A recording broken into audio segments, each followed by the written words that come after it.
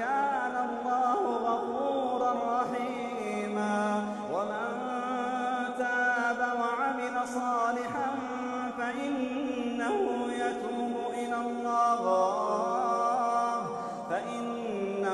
يتوب إلى الله متابا.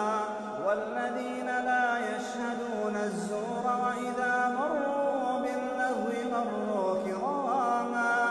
والذين إذا ذكروا بآيات ربهم لم